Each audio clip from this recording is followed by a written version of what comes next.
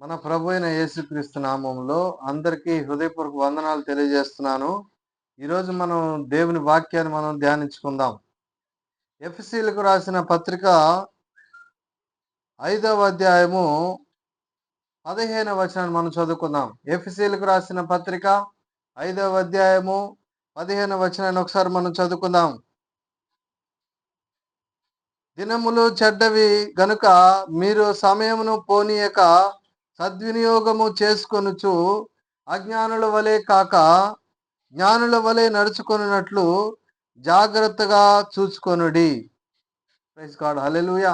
ప్రియులారా, ఈరోజు దేవుని వాక్య సందేశం ఏంటంటే, దినములు చెడ్డవి, మీరు సమయాన్ని పోనీయకూడదు, సద్వినియోగం చేసుకోవాలి.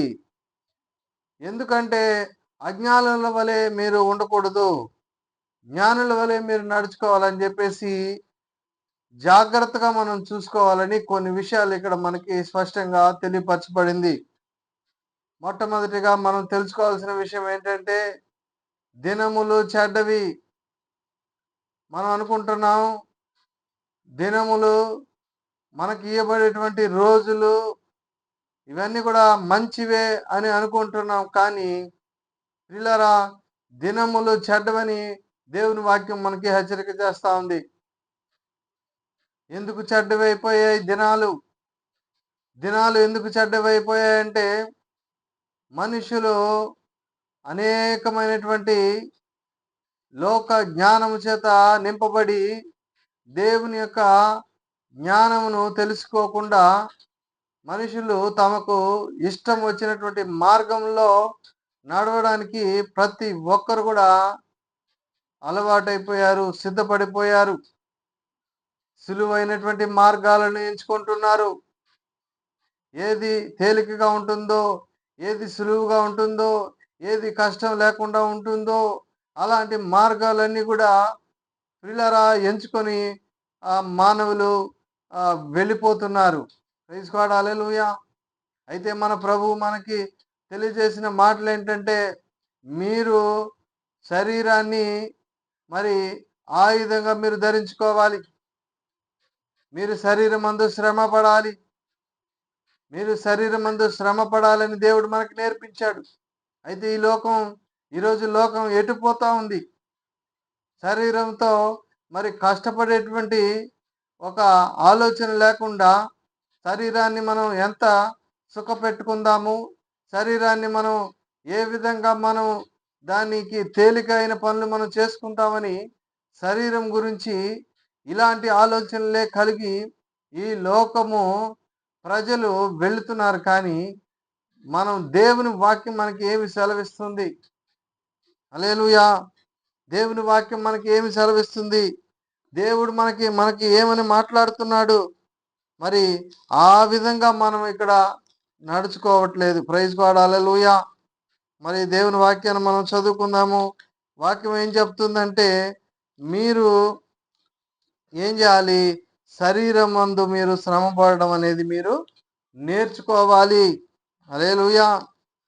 కాబట్టి దేవుని వాక్యం మనకి ఈ విధంగా బోధిస్తూ ఉంటే, మనం వాక్యానికి విరోధంగా మనకి పోరాడేటువంటి శరీర ఆశలను మనం విసర్జించాలని దేవుని వాక్యం మనకి స్పష్టంగా తెలియపరచబడతా ఉంది. హల్లెలూయా. వాక్యము ఏ విధంగా మనకి బోధిస్తూ ఉంది, అయితే మనలో ఉన్నటువంటి శరీర ఆశలు ఏ విధంగా విరోధంగా పోరాడుతున్నాయి అనేది మనం తెలుసుకోవాలి ప్రియులారా. హల్లెలూయా.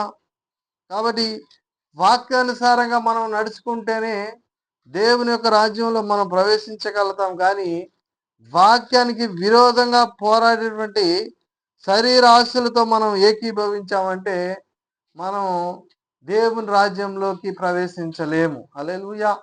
పిల్లరా, వాక్యం చదువుకుందాం. మొదటి పేతురు రాసినటువంటి పత్రిక 4వ అధ్యాయము 1వ వచనము 2వ వచనాన్ని మనం చూసినట్లయితే, మొదటి పేతురు రాసిన పత్రిక 4వ అధ్యాయము 1వ వచనము 2వ వచనాన్ని మనం చదువుకుందాం. క్రీస్తు శరీరమందు శ్రమ పడెను గనుక మీరును అట్టి మనస్సును ఆయుధముగా ధరించుకొనుడి. హల్లెలూయా. ప్రియులారా, దేవుని వాక్యం ఏం చెప్తుంది? శరీరమందు శ్రమ పడెను. ఎవరు పడ్డారు? శ్రమ పడ్డారు. యేసుక్రీస్తు శరీరమందు ఆయన శ్రమ పడ్డాడు. ఆయన సుఖము అనుభవించడానికి ఈ లోకానికి రాలేదు. ఆయన ఎంతో శ్రమ పడ్డాడు. ఆయన నోటి మాటలతో శ్రమ పడలేదు పిల్లరా. ఆయన శరీరమందు శ్రమ పడ్డాడు. కాబట్టి మనమందరం కూడా అట్టి మనసుని మనం ఆయుధంగా ధరించుకోవాలని ఇక్కడ వాక్యం తెలియపరుస్తుంది. అంటే శరీరం మందు శ్రమ పడడాన్ని మనం ఒక వెపన్ లాగా, ఒక ఆయుధం లాగా మనం దాన్ని ధరించుకోవాలని చెప్పి వాక్యం తెలియపరుస్తోంది. ఆ శరీర విషయంలో శ్రమ పడిన వాడు శరీరమందు జీవించు మిగిలిన కాలము ఇక మీదట మనుజాసులను అనుసరించి నడుచుకొనక దేవుని ఇష్టానుసారముగానే నడుచుకొనుచు పాపముతో జోలి ఇక నేమియు లేక ఉండును.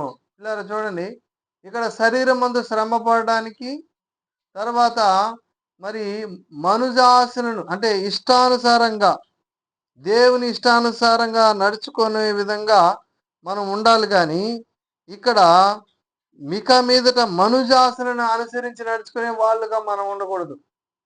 మనుజాసలు అంటే ఏంటి? శరీరానికి ఉండేటువంటి ఆశలు. పిల్లరా, మనం జాగ్రత్తగా గమనించాలి. మనలో ఉన్నటువంటి శరీర ఆశలే మనల్ని ఏం చేస్తుంది? దేవుని వాక్యానికి లోబడకుండా చేస్తా ఉంది. ఆ విషయాన్ని మనం గ్రహించాలి. మనం దేవుని వాక్యానికి లోబడకపోవడం ఎక్కడో కాదు కానీ పిల్లరా, ఎవరో లోబడకపోవడం కాదు కానీ మన శరీరమే ఏం చేస్తుంది?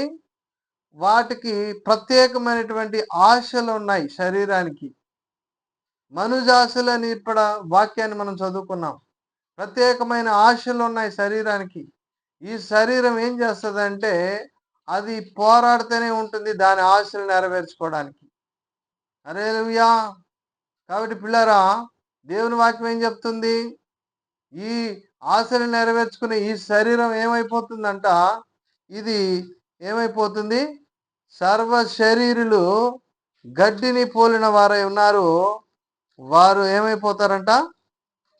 వారు అందరూ కూడా గడ్డిని పోలిన వారు ఉన్నారు. వాళ్ళు వాడిపోతారు. హల్లెలూయా. దేవుని వాక్యం చదువుకున్నాం. పేతురు రాసినటువంటి మొదటి పత్రికలో మొదటి అధ్యాయము 24వ వచనాన్ని మనం చదువుకుందాం.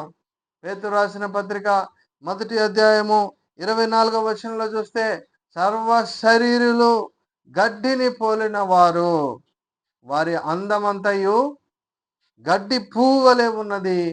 గడ్డి ఎండును, దాని పువ్వును రాలును, అయితే ప్రభువు వాక్యము ఎల్లప్పుడూ నిలుచును. హల్లెలూయా. మీకు ప్రకటింపబడిన సువార్త ఈ వాక్యమే. ఈరోజు మీకు సువార్త అనేది ప్రకటించబడతా ఉంది పిల్లరా. ఇది దేవుని సత్యం అనేది మీకు అందరికీ ప్రకటించబడతా ఉంది. ఈ సత్య సువార్తని మనం అంగీకరించేటువంటి మనసు ఈరోజు ఉందా లేదా అనేది ఈరోజు మనం పరిశీలన చేసుకోవాలి.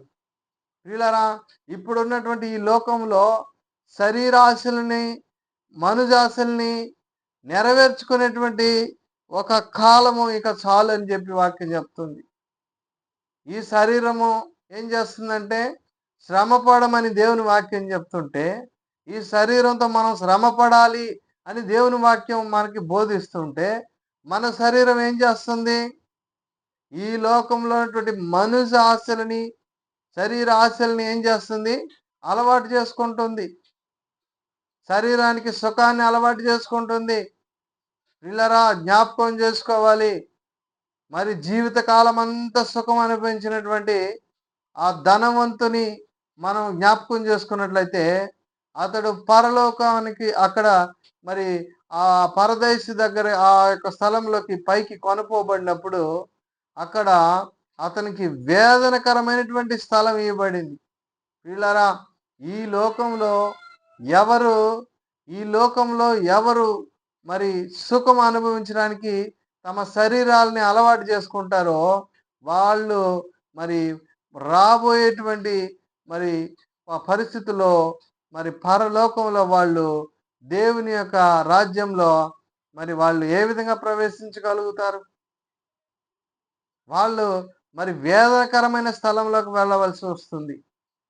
మరి ప్రియులరా, వాక్యం మనకేం చెప్తుంది ఈరోజు? దినములు చెడ్డవి గనుక మీరేం చేయాలి?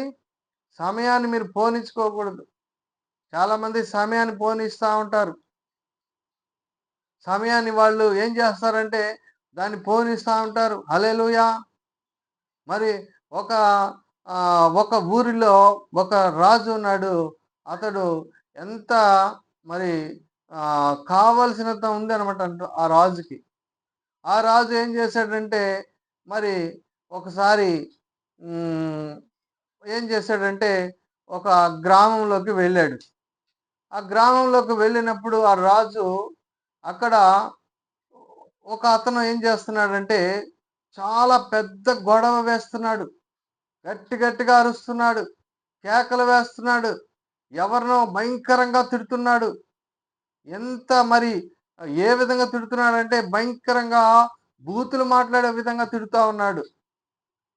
మరి రాజు మరి చాలా నెమ్మది కలిగినటువంటి వ్యక్తి. రాజు చాలా